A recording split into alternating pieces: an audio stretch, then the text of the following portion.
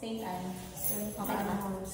Hi guys! Maayong hapon. Kapoy na ang all. Pagod na po ang everyone. Pero dahil meron akong pupuntahan ngayon, you saw I posted something sa ating personal page na tayo ay merong imimit na bata na merong sakit. Ayan, na taga Jensan. And a lot of you guys sent their love by buying their mug for a cause. So maraming salamat po guys. I'm going to meet them today para pick upin lahat ng mga binili ninyong cups. Magkape kayo umaga, tanghali, gabi. Dahil ang dami ninyong biniling cups. Pero that is amazing kasi the money will go to the liver transplant ng ating pupuntahan mamaya. So anyway, bago kami mag-meet guys, since wala pa sila, may nakita akong subdivision dito.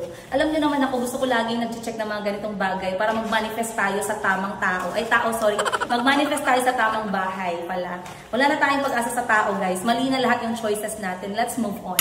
So anyway, andito na tayo ngayon. May nakita akong bagong subdivision. Dito naman sa area namin, sa Jensan. This is Kalumpang area, right? So sa Kalumpang area, pinasok ko lang siya guys para naman medyo productive yung oras natin while waiting. So this is the St. Anne's home. St. Anne Homes. Basically, it's a subdivision din. Parang katulad din kung saan ako nakatira. They do have houses, right? And lots.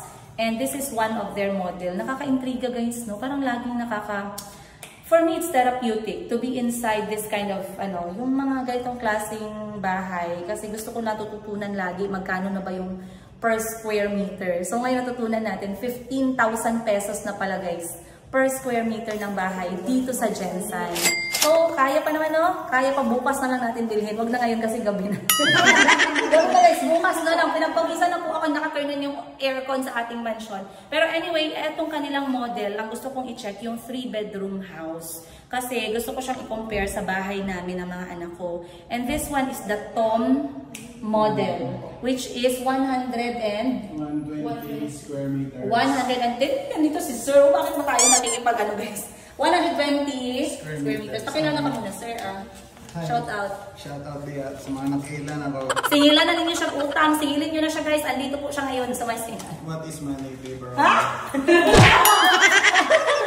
Anyway, sila po yung assign dito sa pag-show. Ano ba? Kayo yung agent? Hindi po. Direct? Direct lang. Okay. So, nandito tayo ngayon sa Tom model ninyo, which is 3 bedrooms. Ilang square meters ulit po? 120 ang lot area.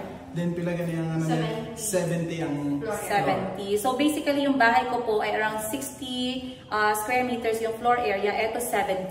So mas malaki siya. And when it comes sa style niya guys, sinilip ko ng konti. Nauna ako sa inyo ng konti. Pero don't worry, I will take you around again with me. So yung kanilang price, market price nitong buong property na to, nitong buong Tom na unit is, wait lang, daming zero wait. 3,380,000 pesos. Yun po yung pera pa. Only. Ay, sorry. Only. Maliit lang pala kay sir yun. At, baka posible spot cash ninyo. So, pwede. Alam nyo guys, ginagawa ko to para sa mga OFW na gustong manirahan ulit sa Pilipinas na walang idea kung magkano na yung bahay. Pero pwede naman, hindi ako agent dito guys ha. Disclaimer lang, hindi ako bayad dito ha. Gusto ko lang magbigay ng valuable content for you guys. Not only sa business ko, sa buhay ko as single nanay, kundi sa mga ganitong klaseng property to give you an idea. So, once again, this is 3.3 million pesos. Pwede nyo siyang idaan sa bangko. Right? No, Pag-ibig lang sila. Pero pwede nyo din siyang in-house. So yung in-house, very special arrangement yan siya na medyo mabigat kasi you have to pay up the property for 3 years only. Compared sa pag nagpag-ibig kayo na 30 years. Maraming S yun. So anyway, bigyan ko kayo guys ng tour para makita ninyo kung gaano kaganda. Doon tayo start sa labas guys. Tara! Welcome guys sa Tom na unit. Nakabigla ang vlog tayo dito kasi nagustuhan ko yung unit. Tara, pasok kayo. Okay sir, turn ko sa'yo. Ang Tagalog ka sir ha. Okay si sir, mag-ano sa atin, mag-tour. Let's go here. Ito hindi. Ito ang master's. Wait lang sir, dito muna tayo. Sala ito. Ito turnover namin yan sa ilang ganyan. Hindi lang kasali yung mga yellow. Yellow. Kasi model house ganyan siya.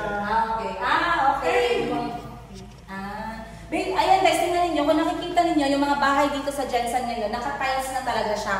Meron na siyang pintura, hindi katulad before. Na pagpasok mo, ikaw pa lahat. Ngayon, ganito na siya guys, kulang na lang yung gamit nyo na lang. Pero kung wala naman kayong gamit, why not? Maganda ang bahay nyo, walang gamit. Pwede, may toilet naman, enough na yun. Yan yung bahay ako, yung kanilang door, lakas-lakas sa siya. Diba? Tingnan natin yung 3.3 million na bahay ngayon guys. Okay sir, go ahead. Bedroom 1. Bedroom 1. Ito ay parang kwarto lang ng anak ko.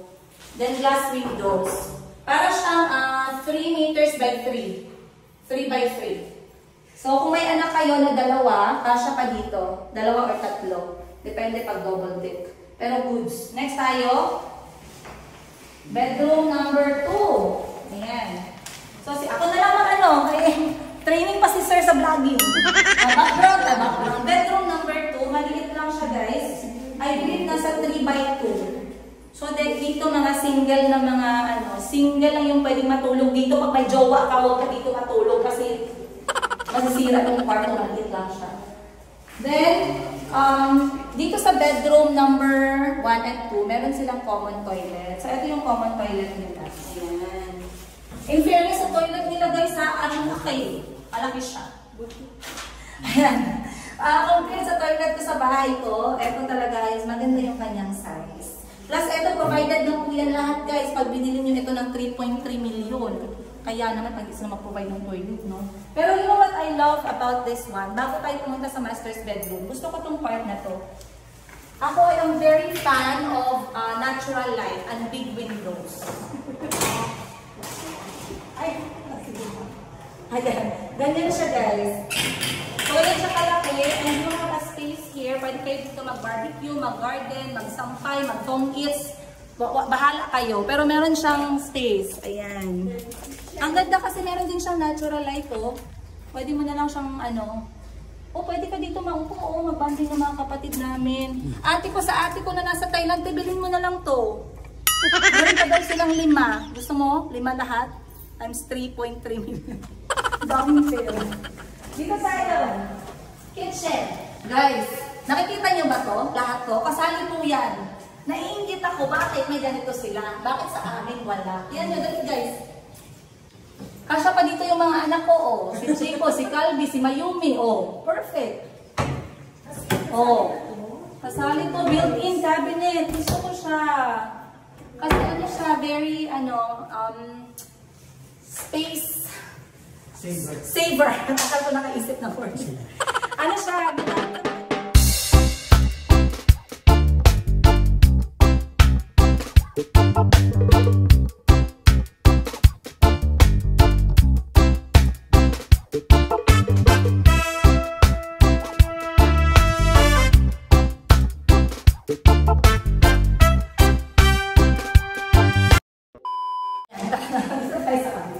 So, dito sa master's bedroom nila, meron din silang built-in na cabinet. Tara. Ito, oh. Guys, ang ganda ng built-in cabinet nila talaga. Promise. Ganito yung tinatawag na built-in. Pag nagsabi ka ng built-in, ganito yung itsura. Yan. In fairness naman sa kulay nila, guys, hindi sila buki dito. Marunong sila mapili ng kulay nila. Ganda. Plus, pag sa'yo yung master's bedroom, meron kang access sa labas. Hindi mo kailangan magpaalam sa magulang mo if you want to party. Kasi meron kang glass door. And also toilet. Let's go. Toilet.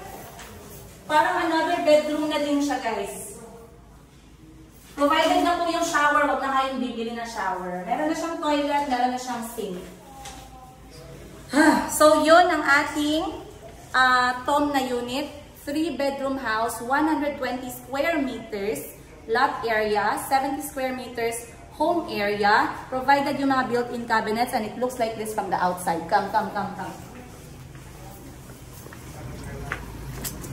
Okay. Ayan. Tingnan siya guys sa labas. Guys, welcome sa aking bahay. Manifest! And dito pala yung parking nila, Kanday. Ito pala yung parking. Ayan, parking area. Then may lusot na siya sa gilid up to sa likod. So eto guys, itong St. Anne Homes, meron silang 4 na model. Pero dito lang ako interested. So ito lang yung papakita ko sa inyo. Hindi ako interesado dun sa iba. Kasi they are for small family na siya. Ito for bigger family. Meron pang isang unit na mas maganda din. Elaine unit. Tingnan natin kung pwede ko siyang imarites sa inyo in a bit. Let's go. Malapit lang pala yung kanilang Elaine model. So itong Elaine model nila, 3 bedrooms din. Check natin dito guys. Hello, may ano sila, may map parang map. Silang talaga tayo ngayon. Pagod na talaga ako sa araw ko. Hindi ko talaga pinaan mag-vlog today. But anyway, this kind of things excite me a lot. So, ayan. Ito yung Elaine model nila daw. 96,000. Ang laki naman mansion. 96 square meters, 63 yung bahay. So, yung bahay niya, same sukat ng bahay ko. Pero yung lupa niya, 96 square meter lang. Standard lang po yan, ma'am. Actually, ito mismo model house, nasa 111 po yung ano. Flat area niya. Itong model house nang doon nakatayo. Okay. So, tingnan din natin to guys. Marami, alam nyo, let me share with you guys. Kasi alam ko, isa sa mga comments sa akin last time, nung bumili ako ng bahay. Sabi, madam, bakit ka bumili? Mura lang magpagawa. Try nyo magpagawa. Pag nasa abroad kayo, tingnan natin kung yung 100,000 nyo or 1 million nyo, anong makikita ninyo. Ang hirap guys. Para sa amin na nasa abroad, sa 10 taon, tapos magpapagawa ka ng bahay, hindi mo nakikita kung sinong gumagawa, hindi mo alam saan napupunta yung pera. In the end, pagdating mo yung 1 million mo, kahit toilet, hindi natapos. So, isa yan sa mga disadvantages. At saka, kapag ikaw nagpagawa, papapalmahin mo pa yung drainage, yung security, yung gate. Madami ka pang iisipin. Kasi pag sa subdivision ka bumili, ang ingay ng mga tao dito. Nag-distract ako sa kanya. So, yung flow ng thoughts ko. Anyway guys, yun yung reason bakit ako nag-subdivision, bakit ko pinili yun. There's a lot of factors I had to consider and I don't regret getting a house from a subdivision. That's something that I had to really study and search and talagang chinek ko yun with my siblings and they gave me a go signal.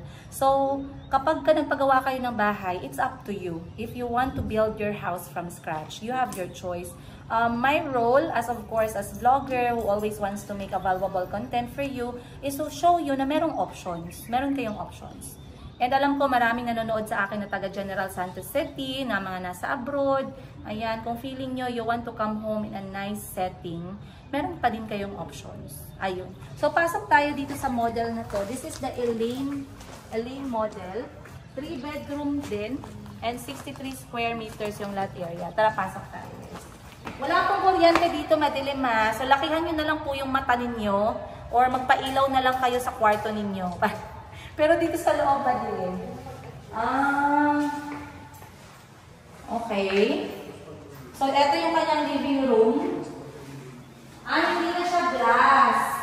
Yung kanyang living area, yung extra, yan sa labas, na siya, door. Hindi na siya glass door katulad ng sa Tom. So, yun yung difference. Kitchen as well, the Tom one is bigger and have more cabinets compared dito sa Elaine. Kasi, the difference of the house measurement is around 7 square meters. Pero this is how the kitchen looks like. Kung ayaw nyo naman magluto sa loob, pwede naman kayong kumain sa mall. Yun yung option ninyo. Or makiluto kayo, hinintay sa kapitbahay. Pero pwede kayo magluto dito sa likod. Dirty kitchen. Ayan. Bedroom number 1, master's bedroom. Master's bedroom tayo mauna. Mag-flashlight na lang tayo. Parang madilim guys. Hindi natin makita yung beauty. Ayan. So, dito tayo sa master's bedroom. Ang toilet niya, malaki pa din talaga yung toilet. Wait lang, parang may lawa na doon ba? Meron yan. Ayan. So, meron siyang built-in cabinet. Okay, master's bedroom is good enough. Hindi siya pwede sa mga 3-some, 2-some. Ayan, guys. Hindi pwede sa 3 tao. Masyadong marami yung isip ninyo. Pag 2 tao lang talaga siya. And then, toilet.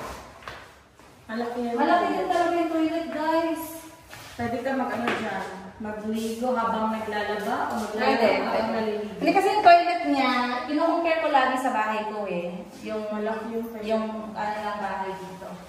Try natin dito sa bedroom number 2. Ay, okay. Letter L. Si bedroom number 2, letter L. Maliit lang siya, guys. Okay lang or dalawang bata.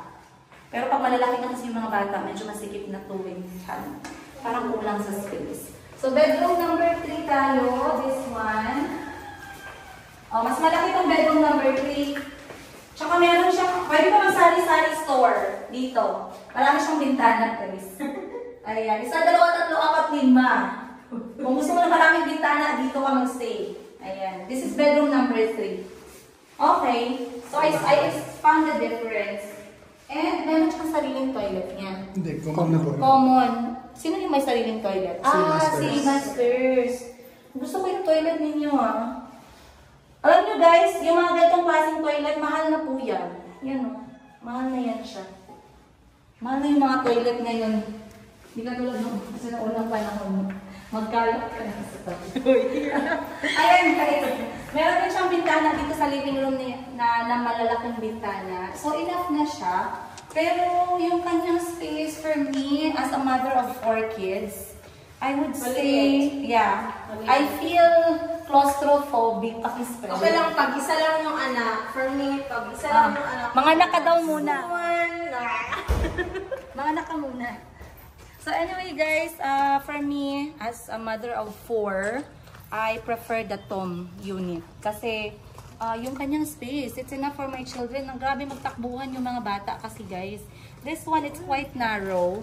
So siguro, if someone is living with their 2 children or mag-asawa, isang anak, maganda bagong kasal, ayan. Kuha na kayo dito. Bagong kasal. Mga ninong ug ninang, mga ninong at saka ninang, ito na yung regalo nyo sa mga ano nyo. Napansin nyo, ihado at saka ihado. Sinasama ko si Giselle kasi I wanted them to learn things na mga ganito. Hindi kasi ako klaseng tao guys na doon sila dadalhin sa wala silang matututunan. So lagi ko silang sinasama sa new place, new business ventures. Kaya nga ngayong Saturday malakad tayo, 'di ba? Oy, shout out sa lahat ng mga taga Davao, Davaoenos. See you. We are going to SM Lanang and we are going to Liza's Seafood and Restaurant. We will be there for lunch, then we will be visiting SM Lanang for a business seminar. Ayun. Yun lang ba? Holy. Parang may gusto akong daanan dyan na nabibenta ng puto. Pero may dinuguan yun. Pero night market. Oh yeah, Rojas Night Market. Pero hindi pa siya sure. Pero anyway guys, maraming salamat po. Sana nag-enjoy kayo sa today's episode natin na ikot-ikot dito sa Gensan, sa kanilang mga subdivision na merong mga pabahay. Ayan. Again, 3.3 million po yung Tom unit natin. And this one is 2.8 million pesos. Only? Yes, only. So kung meron kayong mga milyones dyan, bumili na po kayo. And how do they contact you guys? Through Facebook page. Facebook page. Or kung may tiwala kayo sa akin, ako i-message niyo. Sayang din yung referral fee ko. Anyway guys, maraming salamat po sa panonood. Once again, if you want to see more of my episodes, adventure, travels with my family, budget traveling, single mom of 4 kids, startup business, boutique business, and this kind of contents, please make sure to like, subscribe, and pakisampal ng bell button para lagi tayong magkasama. I'll see you guys on the next episode. Much love, Princess Mika.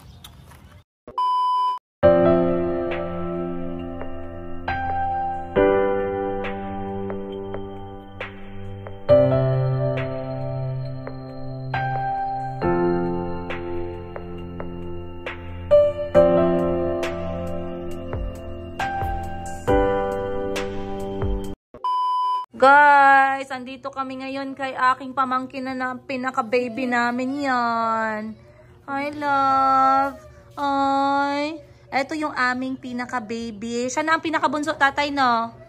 Pinaka-bunso na siya, guys. Pinsan po ito ni Mayumi Yiga, Chico Yiga, Calvi Yiga, at Prince Kahil Sekamanya. Ito po si baby, Zeki Zero. Dinaanan namin sila ni Miss Giselle. Kasama ko ang aking bayaw, guys. Ayan. Nagpasalamat lang ako sa kanya kasi alam niyo yung bayaw ko, mahal na mahal niyo yung ate ko at saka mga pamangkin ko. Scam lang daw, pero feeling ko lang. Alam niyo, minsan mahirap maghanap ng lalaki na yung talagang genuine nagmamahal sa mga babae. At talagang hindi nagbibilang ng responsibilidad. So, etong bayaw ko na to talagang very, ako sa kanya, salute. So, every time na dumadaan ako dito sa bahay ng ate ko, sinasabihan ko talaga siya ng, I love you, Tay. Love you too. Diba? Sabi ko sa inyo, sweet kami dyan eh. Kasi mahal na mahal yung kapatid ko, guys. My sister is in good hands. Ako din, ayan o.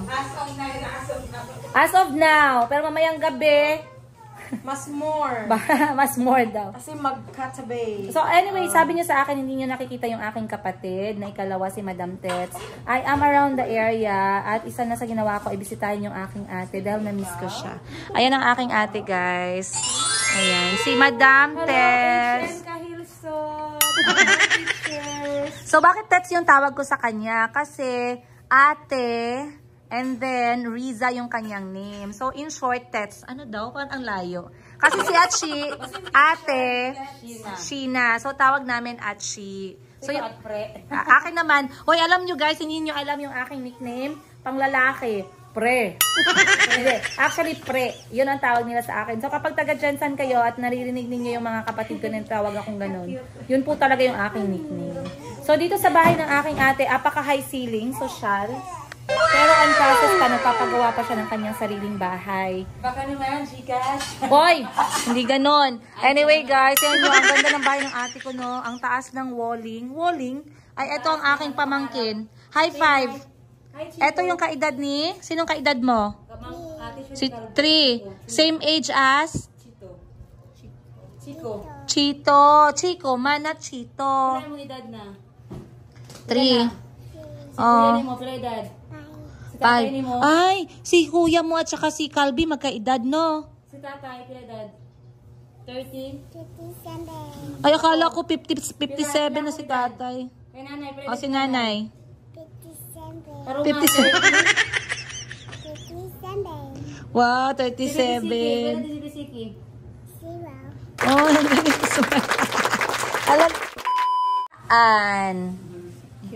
alam nyo, daan yung apelyido nila, guys. Kami naman, bago kami kasi pare, new. Oh! Ayan, related ko kahit anong gawin mo, diba? Pare new at saka daan. So, ayan. So, itong ate ko, teacher siya, full-time. Teacher din ako, pero hindi, old times. Ayun. At yung ate ko, nakatira siya away from the city, kaya hindi kami masyadong nagkikita. Pero nagkikita kami meron kami mga events, small event, big event, mga event na kakain lang kami, mga ganon.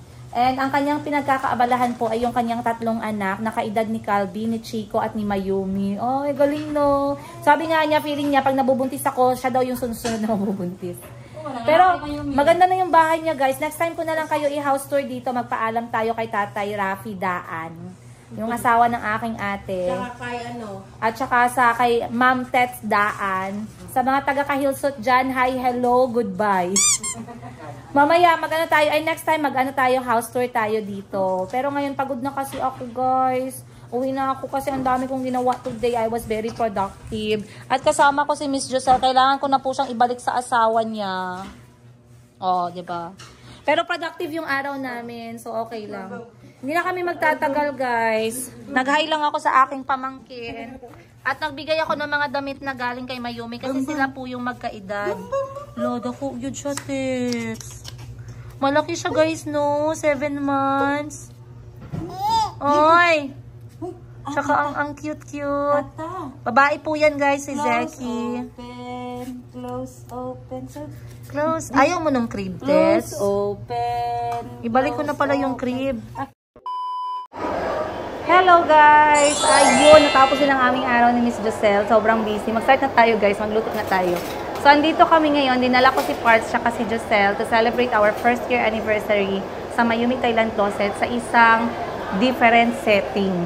So, pagod kami pero yung pinili kong kainan namin is yung magluluto pa kami talaga. Tingnan natin si Miss Joselle guys. Ayan siya. Busy na siya sa pagluluto. Ayan. Miss Joselle! So, andito kami ngayon sa isang sangyupsal na restaurant. Miss Joselle, mag-message ka naman. Huling greetings natin ngayong araw. Happy 1-year anniversary, Mayumi Thailand Closet! Yay! Bulaklak mo, dala mo yung flower. Yes! I'm so happy because ang ganda ng aking flower. Ayan. Yes. Yes, thank you. Sobrang ganda, guys. This is my flower. Ayan. So, talagang iuwi mo yung bulaklak. Yes.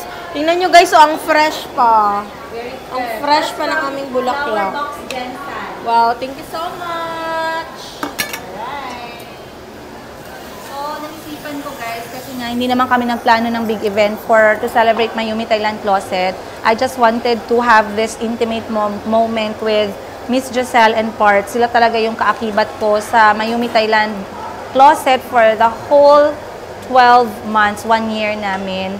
And lagi naman kaming magkasama ng mga kapatid ko. Pero this time, I wanted to treat the 3 of us at makapag-upo, makapag-chikahan, makapag-bonding, not as employee at employer status, kundi friend status. So, kakain kami ng marami ngayon, guys, kasi hindi ko talaga sila pinagmerienda kanina ng pritong saging. Kasi sabi ko, kakain talaga kami ngayon. At sabi ko sa kanila, dapat worth it yung aming unlimited na 568 pesos. So, yung price dito, isa siyang Korean barbecue setting. Ayan. Kita ninyo, guys. At dito nila kami nilagay sa isang private room. Social. First time kong maka-experience ng ganito. At yung bayad ay 568 per person lang. Unlimited na siya. So, talagang mag-e-enjoy si Miss Giselle dito kasi nga, first time niya din na ma-experience itong Korean barbecue samgyeopsal setting. Then, unlimited din at ang sarap ng karne nila, guys. Tingnan nyo, guys, ha. Ayan. So, ganyan po yung gawain namin ngayon. Saan na yung luto na? Dito. Sa kabila. Diba maganda yung beef, Miss Giselle? Wings parts. Ayan. Yan siya, guys. So, dapat ubusin namin lahat yung nilagay dito kasi hindi pwedeng may matira. Pag may matira, kami ay mape-penalty. So, sabi ko sa kanila, o-order lang kami or magtatawag lang kami ng magpapadagdag pa kapag naubos talaga namin. Kasi last time kumain kami ni Madam 10 Gibbs dito, guys. Sobra po yung na-order. Ngayon, hindi na po namin kayang ubusin. Halos masuka-suka kami, guys. Masamang ano po yun ha, masamang gawain. So ngayon, I learned from my lesson. I learned from my past experience. This time, we will only get what we can eat. Kahit pa unlimited siya.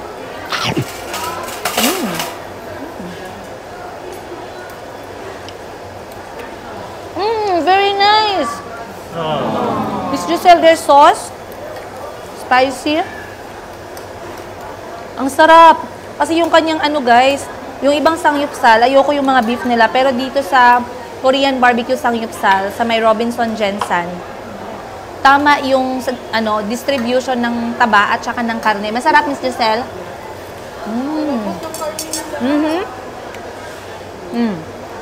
Ramot ng karne nila, guys. Wait lang. Ang lambot ng karne nila, guys. Mas sulit pa to kaysa doon sa steak na kinainan namin last time. Grabe. Sarap. Ang sarap ng binigay nilang mga beef. Tapos alam mo dito, Miss Giselle, pag magsabi ka sa kanila ng no pork ka, hindi ka talaga nila dadalhan ng pork. Ayun na, mag-order. So, eto yung mga pagkain na siniserve nila, guys. Maliban sa beef at saka sa chicken, kasi wala kaming pork. Merong mga side dishes. Unlimited din, pati yung side dish. Papakita ko sa inyo, guys, ha. Ayan. So, eto po yung mga side dish natin. Eto yung sauce. May iba't ibang klase ng sauce. Then, meron tayong radish na pickled. Meron tayong beef. Meron tayo dito minatamis na saging. Meron tayong, anong tawag mo nito? Kimchi. Meron tayong fresh na gulay. Meron tayong noodles. Ayan. Meron din kaming sabaw. Uy, ang sarap din ang sabaw nila. So, kakain na kami, guys. See you later.